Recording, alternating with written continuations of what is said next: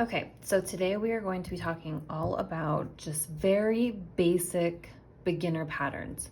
So as a very beginner, there are really only two to three patterns that I recommend for a person who is just getting started. And I recommend just getting these few patterns down before moving on to more complex patterns. So the three are just your regular plain old dots using a dotting rod and then the nail stylus tool. And then the second one would be walking the dots, which I will be showing you guys. That is where you start with a large dot and walk the dots down until they get smaller, and then swooshes. So when I first started, that was pretty much what all of my patterns consisted of, were just the large dots. And then these are the walking the dots to create a flower petal look, and then swooshes. So that is how I started, and these are just like rings of dots that are good to know too. So that is pretty much how I started. I painted a bunch of rocks only using those patterns. I actually also painted some larger pieces that I'll show you guys a picture of using only those three designs. So as a beginner, I think it's important not to overcomplicate things. Just start with the very basics, and once you get those down, then you can start moving on to more complex patterns. So first, we are just going to start with some regular old dots. So I'm going to use just a dotting rod, and we are going to do just some regular dots. So I recommend just grabbing a piece of black cardstock or whatever kind of thicker paper that you have available, and just practicing doing some rows of dots. And when you do these, you want to focus on getting them all a consistent size. So just do a row and just practice on making them as cohesive as possible. So when you're doing these, we talked about a little bit in the paint consistency video, you want to make sure that you lift your tool up and just make sure there's like a little mound of paint under there. And then when you're doing your dot, you can push all the way down, or you can hover along the surface, which is also what we call kissing the surface. So when I push all the way down, it makes the dot a little bit bigger, and then when I kiss the surface, it's a little bit smaller. So there's definitely different ways to get different sized dots. The amount of paint that you get on your tool will also determine the size of the dot, as well as the pressure. If you're using a lot of pressure, your dot will tend to be a little bit bigger, and if you do less pressure, you can get a smaller dot. All of those things are different factors that will give you different size dots. So as a beginner, I definitely recommend just getting a piece of paper and just trying out different amounts of paint on your tool, different pressures. Try pushing the tool all the way down and see what it looks like, and then try just hovering over top, kissing the surface, and see how that looks.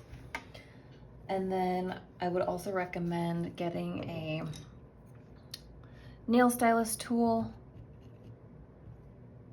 and just practice doing some rows of dots. Again, just kind of the same that we were doing. See, my first dot was larger, the second one smaller. So just practice getting those all to be the same size. Again, even with these, the amount of paint that you get on your tool and the amount of pressure you're using will make the dots either larger or smaller.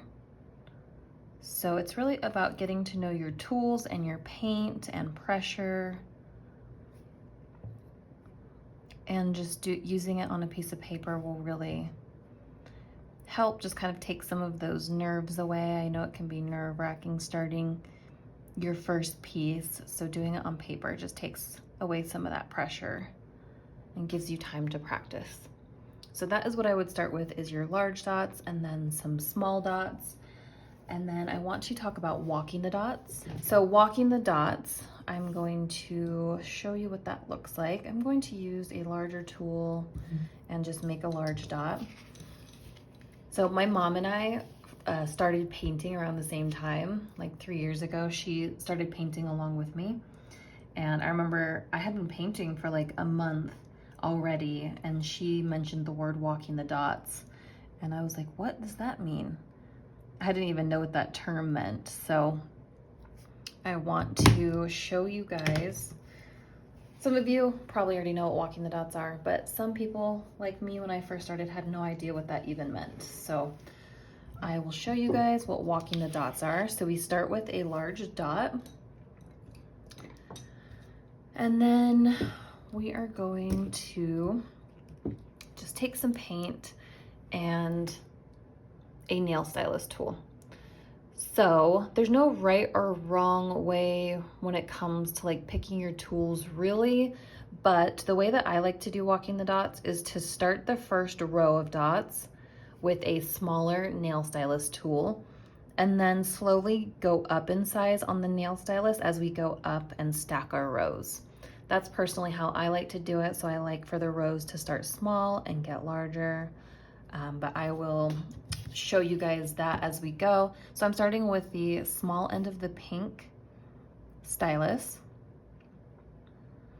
And we're going to, so normally when we're painting, we'll have guide marks that keep everything nice and in line. But we're just gonna kind of eyeball for this practice. So we are going to eyeball the center of the dot, the large dot. And then we're going to dip our tool again and dot right next to that one. And then we're not gonna dip again. We're just gonna keep walking the dots down along the edge of that pink dot until your paint either runs out or you get to the end here. So we're gonna do it again on the other side. We are dipping into the paint and we're gonna dot and then just continue to walk those dots down without reloading the paint until the paint runs out or until you get to the end.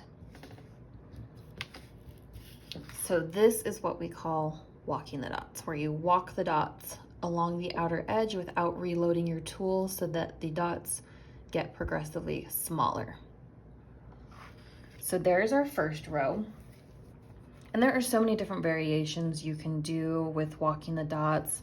I used a large dot here, but you can obviously do these around small dots, and you can do one ring of dots or continue doing more, which is what I'm going to show you. So this is just a great pattern to know and to master, and can be used to create so many different size patterns. So we're just going to kind of go in the rainbow order, and I'm going up in size. So when I say that, what I mean is my tools pretty much go like this. So the pink is the smallest, then the next size up is the white, then the next size up is the blue, and the next size up is the green. So your tools might be different, but I just know that this is the sizing order that mine go in. So when I do my walking the dots, I usually start with the pink, and then depending on how many rows I do, I'll go up in size. So next I'm going to go up in size to the larger end of the white stylus. And we're just doing that same thing. So we are just making a dot at the tip and then dipping into the paint again, and then making a dot and walking the dots down.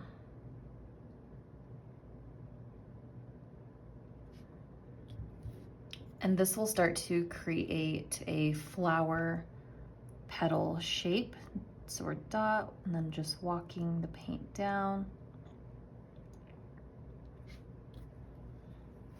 And then I'm just gonna keep going up in size. So next I'm gonna go to my next largest tool, which is the blue, and we will just do the same thing. Make a dot. And you wanna make sure you have a lot of paint on your tool because it has to travel all that way. So then we're dotting again and walking the dots down.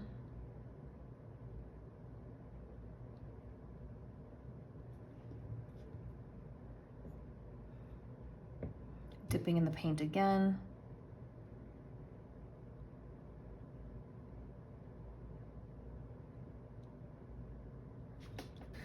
So you could just continue doing dots, you're walking the dots like this, and it will kind of keep that circular shape.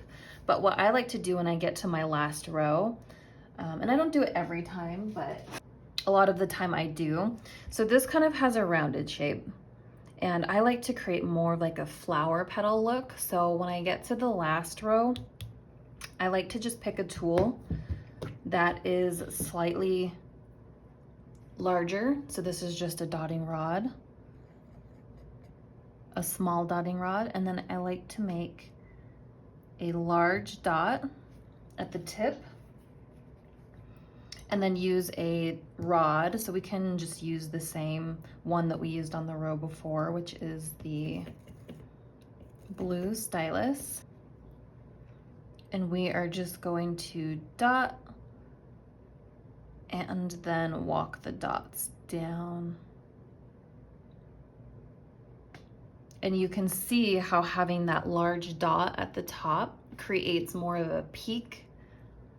And so it ends up looking more like a flower petal.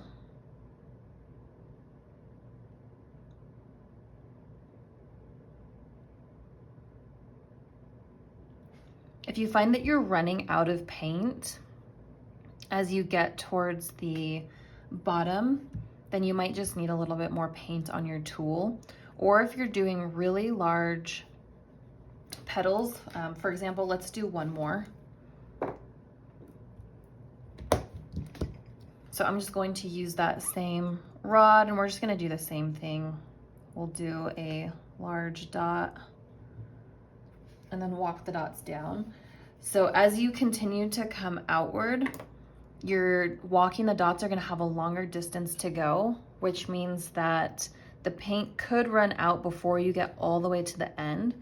So if that's the case, what you can do, I'm just grabbing a larger stylus, is you could make a couple dots. So dip into the paint, make a dot, then dip into the paint again, make a dot, maybe dip one more time into the paint, make a dot, and then you can walk the dots down so that it's more likely to make it all the way to the end.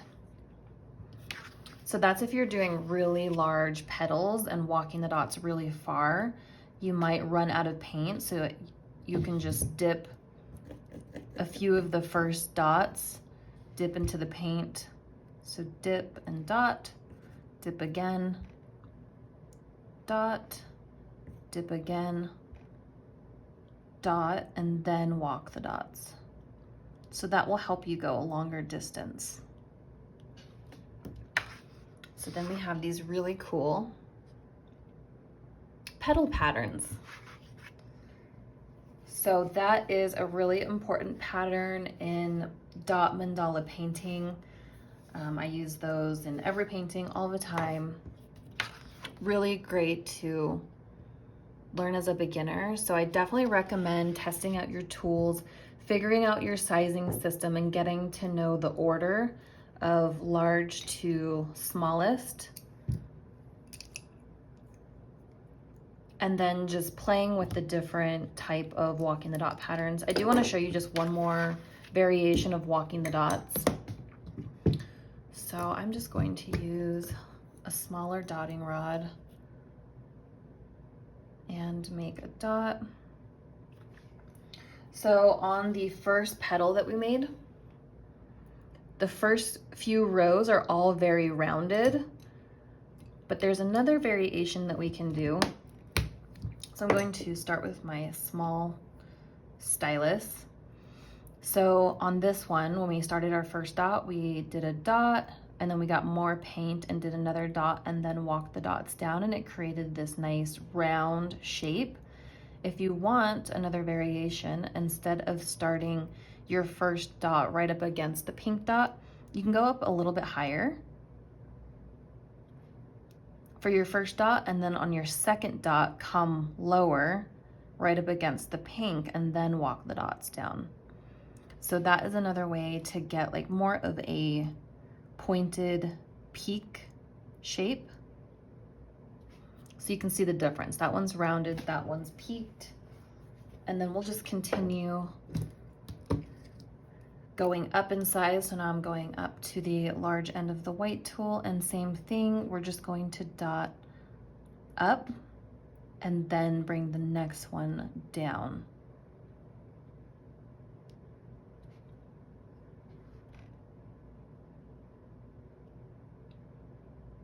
So the first one, we had rounded rows, and then we created our flower peak up here by using a dotting rod and then smaller dots going down.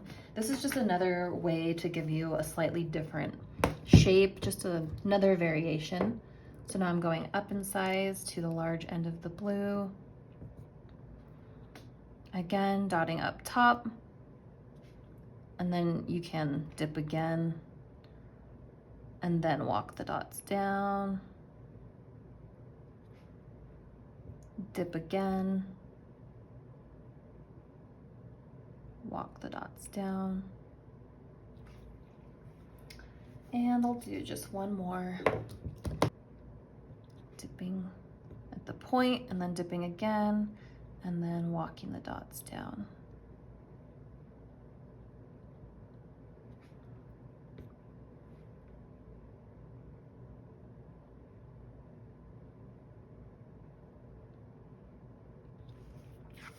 So same technique, but you can see just a little bit of difference in shape. There's so many different ways that you could do this or arrange sizes and all that, but this is just very basic. And yeah, this is just a little bit of a different variation, but both are super pretty. Okay, so those are walking the dots. Next, we are going to work on some swooshes. So swooshes are another very good, like, basic pattern to know. So there are a few different ways to do swooshes. So first way, we are just gonna grab like a medium-sized tool. This is the large end of the white tool. First way to do a swoosh is to dip the tool, the stylus, into your paint. And then typically when we're painting a mandala, say you're working on like a larger wood round, typically we're painting from the outside here going inward. Kind of hard to explain, but when you're painting, typically you'll paint from here going inward. So if you're doing a swoosh, you'll typically start your swoosh here and drag down. Like walking the dots, you're starting here and then going downward. So when I do my practice sheets, like you can see these ones are upside down. We're starting here and going up. So that's the same thing I'm gonna do for the swooshes. So the first variation is you get some paint and you just dot and drag the paint down. So it's almost similar to walking the dots, where you're just starting with more paint and then going down until the paint gets thinner and tapers out. So again, just dot and drag. That is one variation of a swoosh. Or you can do a dot, and then you need a smaller end. So we can take the small end of the pink tool. It's a very fine tip. And you can use that to drag the paint down. So you can see they create different types of shapes. These ones are more smooth. This one has like more of a curve. You can also use your tool to like round out those edges to create a shape like that, kind of like a teardrop. So again, there's many different ways that you can do this. So that's just one swoosh. So typically when doing swooshes, we can stack them and place them next to one another to create more patterns. So I'm gonna grab a larger tool just to make these bigger for you guys to see. So for this one, I am going to use a larger tool and dip into the pink paint. So I'm dotting with the large end of the green tool, and then I'm flipping it over. The stylus has a smaller end, and I'm going to use that to drag down. So there's one swoosh, and then you can stack them next to each other. So I'm using that same size, the large end of the green tool, to make a dot, and then dipping it in the paint again and making another dot. And we're making these ones shorter, and they're kind of like going in the nook of that first, the curve of the first one. And then we're just flipping that tool over and using the smaller end to drag down.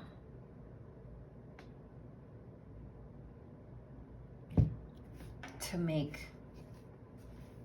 3 swooshes. And again, you can use the small end to like kind of round out those curves if you want.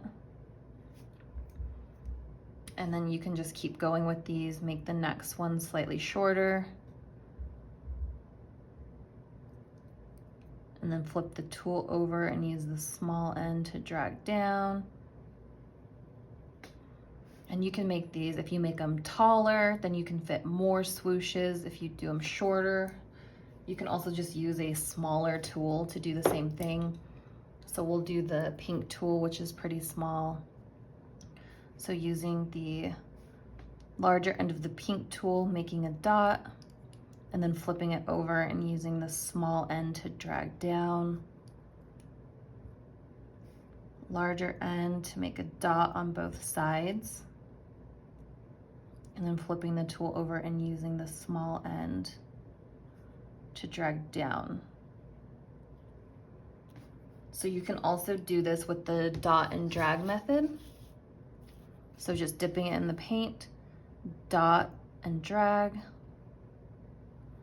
then dip in the paint again, dot and drag, dip in the paint, dot and drag. So you can see how they just have different shapes.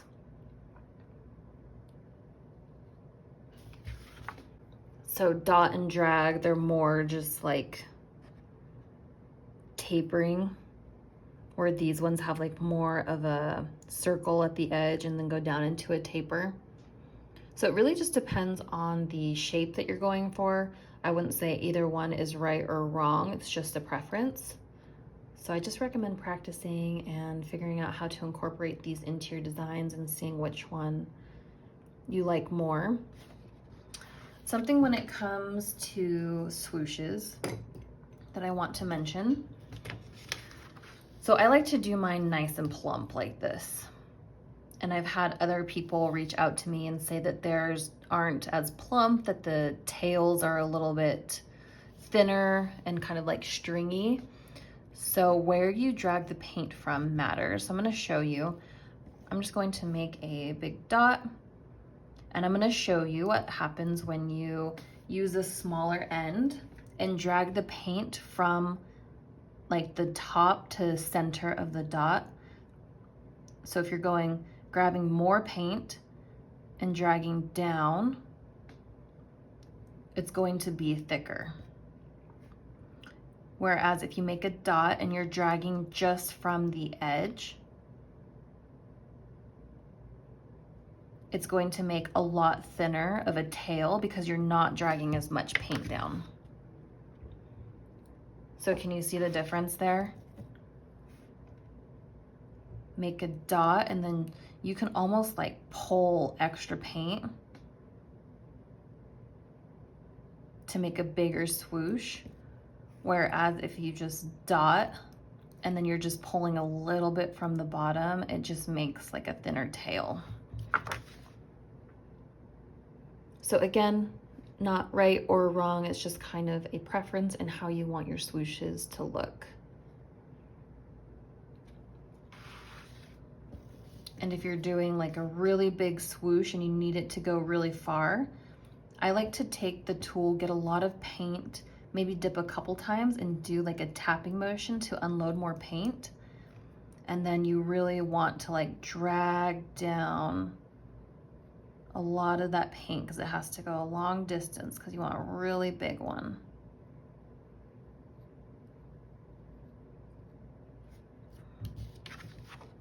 So that is how you can make them bigger. Just use a larger tool, more paint, and make sure you're really dragging a lot of that paint down to get a nice big swoosh. And then I also just wanted to show you how to do a swoosh using something like Nuvo. This is how I do a lot of my swooshes in my paintings. But I only started doing this recently. Before I used to just do it with regular paint like that. But then I discovered swooshes with Nuvo drops and I just really love it. So I want to show you guys that method. So pretty much I'm just using this squeeze paint to make a large dot and then using a smaller stylus tool. So I'm using the small end of the pink to drag the swoosh down. And then I'm just dotting on both sides and then using the tool to drag down. So these are the Nuvo drops, but I also have this fabric paint that I got at Michael's, and it's a little bit of a different consistency than the Nuvo. It's different in the way that it leaves peaks. If you just do a dot, you can see it looks like a Hershey Kiss, but it works really well for making swooshes. So I just made a dot and then I'm using a small tool to drag that down. And again, this is a fabric paint that I got in the fabric section of Michael's. So if you can find just like a nice thick paint, those can also make really nice swooshes and they stay nice and plump. They have a lot of texture.